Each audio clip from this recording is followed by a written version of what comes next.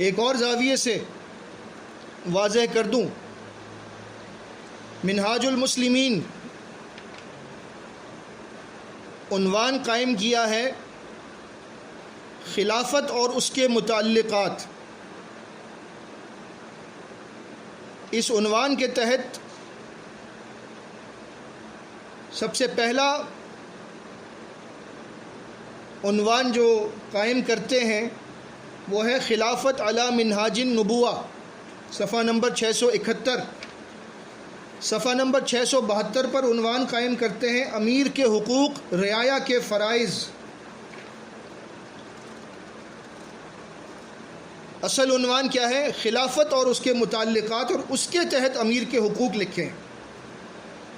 پھر اگلا عنوان ہے رعایا کے حقوق، امیر کے فرائض۔ بنیادی عنوان ہے خلافت اور اس کے متعلقات۔ پھر آگے چل کر مختلف عنوانات کے اندر ایک عنوان اور بھی قائم کیا جس سے آپ کو مضبوط طریقے سے یہ بات اور زیادہ سمجھ میں آ سکتی ہے کہ بیعت کا تعلق کس سے ہے۔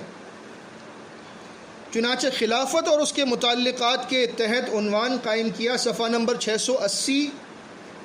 سے لے کر 682 تک، اور وہ عنوان ہے بیعت۔ اور اس بیعت کے عنوان کے تحت وہ تمام احادیث لے کر آئے جو بیعت کے سلسلے میں صحیح سند سے ملتی ہیں، لیکن خلافت اور اس کے متعلقات کے عنوان کے تحت بیعت کو لائے۔ الیس منکم رجل الرشید، سمجھدار لوگوں کے لیے یہ بہت کافی ہے بات کہ خلافت اور اس کے متعلقات کے عنوان کے تحت بیعت کا مسئلہ لانا یہ بتا رہا ہے کہ مصنف رحمۃ اللہ علیہ خود بھی اس بات کے قائل تھے کہ بیعت خلافت کے ساتھ مشروط ہے۔ لیکن یہاں پر ایک بات اور سمجھ لیجئے، جیسا کہ میں نے آپ کے سامنے ڈاکٹر نعیم الدین صاحب کے خطوط میں سے کچھ اقتباسات پیش کیے تھے، جہاں آپ کو بتایا تھا کہ ڈاکٹر صاحب کا یہ کہنا تھا کہ جماعت بغیر بیعت کے ایک عرصہ چلتی رہی، لوگ زور لگاتے رہے کہ جی بیعت کا سلسلہ شروع کیا جائے۔ پہلے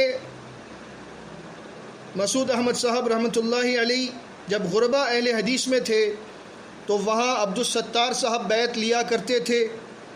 اور وہ دعوت دیا کرتے تھے لوگوں کو کہ بیعت کر لو ورنہ جاہلیت کی موت مرو گے۔ تو مسعود احمد صاحب رحمۃ اللہ علیہ ان سے یہ کہا کرتے تھے کہ تم کاغذی امیر ہو، تم کس بات کے امیر ہو، تم کوئی حکم نافذ نہیں کر سکتے، لہٰذا یہ بیعت خلافت کے ساتھ مشروط ہے، اس سے مراد تمہاری بیعت نہیں ہے۔ پھر ایک عرصے کے بعد جماعت المسلمین میں لوگوں نے بیعت کے سلسلے کو شروع کروانے کے لیے جب بہت زور دیا، اور یہ بھی کب ہوا یہ میں آپ کو بتا سکتا ہوں۔ بہت سارے لوگوں کی طرف سے مجھے پیغامات ملے کہ جی ہم 40 سال سے جماعت میں ہیں، جب سے جماعت بنی ہے بیعت کا سلسلہ جاری و ساری ہے۔ میں اپنے ان تمام بزرگوں سے یہ کہنا چاہتا ہوں، میں آپ کا احترام کرتا ہوں، لیکن آپ کی یادداشت غالباً دھوکہ دے رہی ہے، کیونکہ جو لکھا ہوا ہوتا ہے وہ کہے ہوئے کے مقابلے میں زیادہ قابل اعتبار ہوتا ہے۔ منہاج المسلمین کی سب سے پہلی اشاعت جب ہوئی ہے 1983 میں، تو منہاج المسلمین کی اس پہلی اشاعت میں بیعت کے متعلق جو مسائل ہیں جن کا میں نے ابھی ذکر کیا، خلافت اور اس کے متعلقات کے تحت تو اس پہلی اشاعت میں جس میں صفحہ نمبر 492 اور 93 تھا، وہاں پر مصنف رحمۃ اللہ علیہ نے لکھا، بیعت لیتے وقت خلیفہ یہ کہے کہ جہاں تک تم سے ہو سکے سننا اور اطاعت کرنا، اور بیعت کرنے والا بھی یہ کہے کہ جہاں تک مجھ سے ہو سکے گا میں حکم سنوں گا اور اطاعت کروں گا۔ ایک اور مسئلہ لکھا ہے، حاکم وقت کی بیعت بہت ضروری ہے، جو شخص بیعت نہ کرے وہ جاہلیت کی موت مرے گا۔ آپ اندازہ لگا سکتے ہیں کہ سید مسعود احمد صاحب رحمۃ اللہ علیہ منہاج المسلمین 1983 میں جب پہلی مرتبہ شائع ہوئی تو انہوں نے خلافت اور اس کے متعلقات کے عنوان کے تحت بیعت کا باب قائم کیا، اور وہاں پر کیٹیگوریکلی الفاظ میں لکھا ہے کہ بیعت لیتے وقت خلیفہ یہ کہے، اور پھر یہ لکھا ہے کہ حاکم وقت کی بیعت بہت ضروری ہے، جو شخص بیعت نہ کرے وہ جاہلیت کی موت مرے گا۔ جو مصنف خود یہ لکھ رہا ہو کہ بیعت خلافت کے ساتھ ہے، کیا آپ یہ کہہ سکتے ہیں کہ وہ اپنے ہی لکھے کے خلاف عمل کر رہا ہوگا؟ کیا آپ ان پر قول اور فعل کے تضاد کا گھناؤنا الزام لگانا چاہتے ہیں؟ آپ تمام بزرگوں سے میری درخواست ہے کہ اپنی اس بھول کو ان پر مسلط نہ کیجیے، اور اس معاملے میں اپنی بھول کو دلیل بنا کر لوگوں کے سامنے ایسی باتیں پیش نہ کیجیے جو حقیقت سے دور ہیں۔ اور اگر آپ یہ کہتے ہیں کہ جی یہ پہلی اشاعت میں تھا، بعد میں اس کو تبدیل کیا گیا، تو میں بھی تو یہی کہہ رہا ہوں کہ پہلی اشاعت 1983 میں شائع ہوئی ہے، جب آئی ہے تو اس وقت بیعت کو خلافت کے ساتھ اور حاکم وقت کے ساتھ لکھا گیا، بعد میں لوگوں کے کہنے سے اس کو تبدیل کیا گیا، اور اب جو منہاج المسلمین ہمارے ہاتھوں میں ہے اس میں یہ معاملات جہاں پر لکھے ہیں، تو وہاں پر جو میں نے عبارت پڑھی، حاکم وقت کی بیعت بہت ضروری ہے، صفحہ نمبر 493 پہلی اشاعت، اب موجودہ اشاعت میں صفحہ نمبر 682 پر یہ مسئلہ اس طرح سے لکھا ہے، امیر کی بیعت بہت ضروری ہے۔ پہلی اشاعت میں تھا حاکم وقت کی بیعت بہت ضروری ہے، اور موجودہ اشاعت میں لکھا ہے امیر کی بیعت بہت ضروری ہے، جو شخص بیعت نہ کرے وہ جاہلیت کی موت مرے گا۔ کیا نیچے لکھی ہوئی حدیث تبدیل ہو گئی، یا حدیث کے الفاظ تبدیل ہو گئے، یا کوئی ایسی روایت مل گئی کہ جس میں یہ صراحت موجود تھی کہ بے حکومت بھی بیعت لے سکتا ہے؟ اس کا جواب ہے کہ نہیں، حدیث تو وہی لکھی ہے جو 1983 میں لکھی گئی تھی، آج بھی وہی لکھی ہے،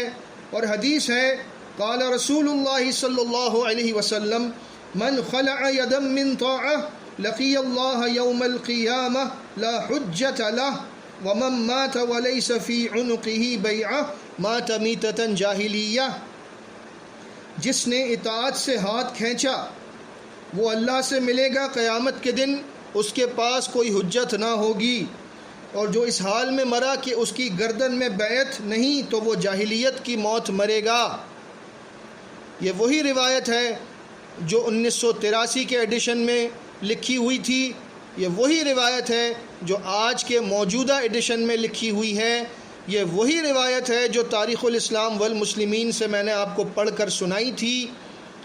اور وہاں بھی خلافت کے باب میں لکھی گئی،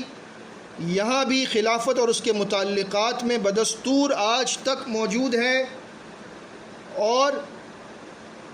ایک مسئلہ آج بھی یہ ثابت کرتا ہے کہ بیعت کو اب تک منہاج المسلمین میں خلافت کے ساتھ ہی لکھا گیا ہے۔ وہ مسئلہ کیا ہے؟ صفحہ نمبر 681 پر آج بھی موجود ہے، جب کوئی خلیفہ مقرر ہو جائے تو اس کے ہاتھ پر بیعت کی جائے،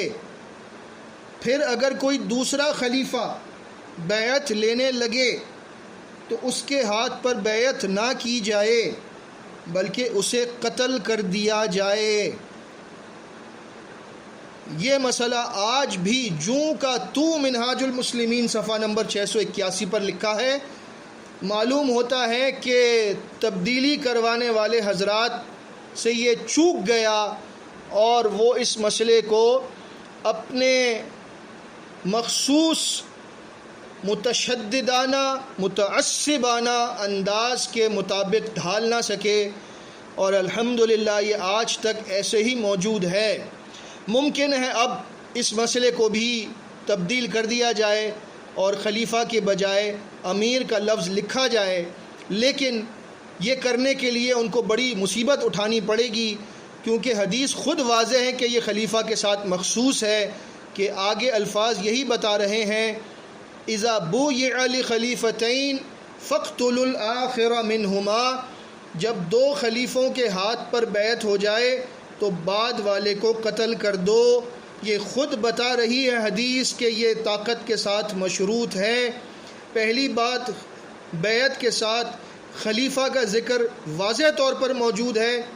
دوسری بات، بعد والے کو قتل کرنے سے مراد واضح طور پر یہ بتا رہی ہے کہ پہلا خلیفہ طاقت والا ہوگا تو بعد والے کو قتل کر سکے گا۔ آج جب جماعت المسلمین سے لوگ نکل جاتے ہیں اور مختلف قسم کے گروپس بن چکے ہیں، جن کو سپلنٹر گروپس بھی کہا جا سکتا ہے، ہر آدمی اپنے آپ کو اپنے مخصوص ٹولے کو جماعت المسلمین کہتا ہے، ایسے وقت میں موجودہ جماعت المسلمین کیا کرتی ہے سوائے اس کے کہ ہم اعلان خروج لگا دیتے ہیں، لوگوں کو سمجھا دیتے ہیں، جو مسئلہ بتایا گیا اس پر تو عمل نہیں کر رہے کہ اگر دوسرا بیعت لے تو اس کو قتل کرو۔ یہ کیسے ہوگا؟ اسی لیے ہوا فما رعوها حق رعایتها، جو سورہ حدید میں ہے کہ جب کوئی شخص کسی ایسے کام کی بنیاد رکھتا ہے جو شریعت میں نہ ہو، فما رعوها حق رعایتها، تو وہ خود اس کو بجا نہیں لا سکتا، کیونکہ جتنا مکلف اللہ نے انسان کو بنایا اتنا تو انسان کر سکتا ہے، لیکن جب انسان خود اپنے آپ پر بوجھ ڈالتا ہے تو وہ اس کو نبھا نہیں سکتا۔ اور اسی وجہ سے جماعت المسلمین سے نکلنے والے نکلتے رہتے ہیں اور جماعت المسلمین کے امراء کچھ بھی نہیں کر سکتے، اسی لیے کہ جب بیعت کا اصول خود ہی مسئلے کو تبدیل کر کے آپ نے گھڑ لیا، اب آپ اس مسئلے پر خود بھی پورا نہیں اتر سکتے۔ اگر اتر سکتے تو یہ مسئلہ پیش ہی نہ آتا، خلافت ہوتی اور بیعت ہوتی تو جماعت چھوڑنے کا سوال ہی پیدا نہ ہوتا، کیونکہ پھر لوگ قتل ہو جاتے اور پھر لوگ دوسرا خلیفہ بنانے کی وجہ سے واجب القتل ہو جاتے۔ لیکن جب آپ لوگوں نے اس مسئلے میں تبدیلی کر دی، ترمیم کر دی، آج ایک جماعت کے کتنے دھڑے بن چکے ہیں، اور ہم صرف رجسٹریشن کو لے کر اپنے سینے سے لگائے بیٹھے ہیں کہ جناب ہمارے پاس رجسٹریشن ہے۔ مجھے بتائیے، اللہ اکبر کبیرہ، کیا قیامت کے دن رجسٹریشن کے بلبوتے پر ہمیں جنت ملنے والی ہے؟ کیا قیامت کے دن ہمیں اس بات پر جنت ملنے والی ہے کہ ہم نے سب سے پہلے رجسٹر کروا لی تھی؟ کیا یہ اصل مقصد تھا جماعت المسلمین کا؟ آج ہمارے پاس وہ تعلیمات جو احادیث میں ہیں، جو ہماری کتابوں میں موجود تھیں، ان کو تبدیل کرتے کرتے ہم یہاں تک پہنچ چکے ہیں کہ وہی حدیث ہے لیکن مسئلہ تبدیل کر دیا گیا۔ اسے کیا کہا جائے؟ افسوس کے علاوہ اور کوئی چارہ نہیں ہے۔ بہرحال یہی وہ بات ہے جس کے لیے میں نے آپ کا اتنا وقت لیا کہ آپ کو جماعت کی کتابوں سے یہ ثابت کر دیا کہ جماعت المسلمین کے نزدیک بھی بیعت خلافت کے ساتھ مشروط تھی، اور آج بھی تاریخ الاسلام والمسلمین میں وہ تمام احادیث خلافت کے باب میں لکھی ہیں۔ منہاج المسلمین میں آج بھی خلافت اور اس کے متعلقات کے تحت بیعت کا مسئلہ لکھا ہے، اور 2 خلیفوں والی روایت بالکل اسی طرح آج بھی موجود ہے، جو اس بات کا منہ بولتا ثبوت ہے کہ جماعت کے نزدیک بیعت خلیفہ کے ساتھ مشروط تھی، اور اس حدیث کی روح سے آج بھی ہے، لیکن متشدد لوگوں کے دباؤ میں آ کر اس مسئلے کو تبدیل کیا گیا۔ ڈاکٹر نعیم الدین صاحب کے خطوط میں ایک اور بھی بات ہے جس پر میں مختصراً آپ کی توجہ مبذول کروانا چاہتا ہوں۔ انہوں نے اپنے خطوط میں ایک جگہ لوگوں کے سوالات کا ذکر کیا، اور یہاں پر وہ لکھتے ہیں کہ لوگ یہ سوال کرتے ہیں کہ آپ کی جماعت میں بیعت امیر لازمی ہے، بغیر اس کے نہ کوئی شخص مسلم ہے اور نہ جماعت المسلمین میں، کیا کوئی غیر حکومت کا محکوم، خاص طور پر مشرک حکومت کا محکوم، کسی سے شرعی طور پر اپنی سمع و طاعت کی بیعت لے سکتا ہے؟ رسول اللہ صلی اللہ علیہ وسلم مکہ میں مغلوب تھے، محکوم نہیں تھے۔ آپ نے مکہ میں رہنے والوں سے قیام خلافت کے سلسلے میں اپنی سمع و طاعت کی بیعت آخرت کی وعید کے ساتھ نہیں لی۔ جو وفود باہر سے آتے تھے وہ کسی حکومت یا شخصی قبیلے کے باقاعدہ محکوم نہیں تھے، آپ نے ان سے قیام خلافت کے سلسلے میں سمع و طاعت کی رضاکارانہ بیعت لی ہے، یعنی والنٹریلی۔ کسی کو آخرت کی وعید کے ساتھ یہ نہیں کہا کہ بیعت نہیں کی تو جاہلیت کی موت مرو گے۔ مکی زندگی میں ایسی کوئی بیعت ثابت نہیں ہے۔ جو بھی بیعت تھی والنٹریلی تھی، رضاکارانہ تھی، لوگ خود آ کر بیعت کرتے تھے، جیسے کہ زماد رضی اللہ تعالیٰ عنہ کی روایت ہے صحیح مسلم میں، ہاتھی یدک ابایعک علی الاسلام، اپنا ہاتھ بڑھائیے میں آپ کے ہاتھ پر اسلام کی بیعت کرتا ہوں۔ اس وقت تک بھی جتنے صحابہ کرام کی بیعت ہوئی وہ رضاکارانہ بیعت تھی۔ جب مدینہ پہنچ گئے، آگے لکھتے ہیں ڈاکٹر صاحب، لازمی بیعت آخرت کی وعید کے ساتھ مکہ میں نہیں لی، بلکہ بھائی چارے کے طور پر بیعت لی۔ آپ کے امیر نے مشرک ملک اور حکومت کی شہریت حاصل کر کے بلا مشروط محکومیت کی بیعت کر رکھی ہے، یعنی آپ کا امیر خود اپنی حکومت سے بیعت شدہ ہے، وہ کیا کسی سے بیعت لے گا؟ کیا شرعی طور پر وہ محکوم ہوتے ہوئے اس بات کا مجاز ہے کہ لازمی طور پر بیعت لے مع آخرت کی وعید کے؟ اگر بیعت نہیں تو جاہلیت کی موت مریں گے لوگ۔ نبی صلی اللہ علیہ وسلم نے مدینہ آنے کے بعد جب خلافت قائم ہو گئی، اس وقت کی بیعت میں یہ الفاظ ملتے ہیں کہ جس نے بیعت نہیں کی اس کی موت جاہلیت کی موت ہوگی، یعنی یہ بیعت صرف خلافت کے ساتھ مشروط ہے۔ آپ کہتے ہیں کہ آپ کا دعویٰ ہے کہ ہمارا ہر کام عین سنت کے مطابق ہے۔ آپ کوئی حدیث پیش کر دیجئے کہ ایک مشرک حکومت کا محکوم شخص اپنی سمع اور طاعت کی بیعت آخرت کی وعید کے ساتھ لینے کا اہل ہو۔ اب مجھے بتائیے اس کا جواب ہم کیا دے سکتے تھے، سوائے اس کے کہ نعیم الدین صاحب کے خطوط کو اٹھا کر داخل دفتر کر دیا گیا، ان کا جنازہ پڑھانے سے انکار کر دیا گیا، ان کے بارے میں ایسی ایسی باتیں کہی گئیں کہ انسان بیان بھی نہیں کر سکتا۔ یہ سب کچھ کیوں ہوا؟ اسی لیے ہوا کہ ان کے اعتراضات اس نئے معاملے پر تھے۔ ان کا اعتراض مسعود احمد صاحب پر نہیں تھا، ان کا اعتراض جماعت پر نہیں تھا، ان کا اعتراض ان لوگوں پر تھا جنہوں نے اپنے تشدد کی وجہ سے اپنے فہم کو مسلط کیا اور کتابوں میں ترامیم کروائیں اور بیعت کے مسئلے کو ایمانیات اور اسلام کا مسئلہ بنا دیا، اور وہ تمام باتیں فراموش کر دیں، نظر انداز کر دیں جو پہلے ہماری کتابوں میں لکھی گئی تھیں اور آج تک موجود ہیں۔ تلاش حق آج بھی پکار کر کہہ رہی ہے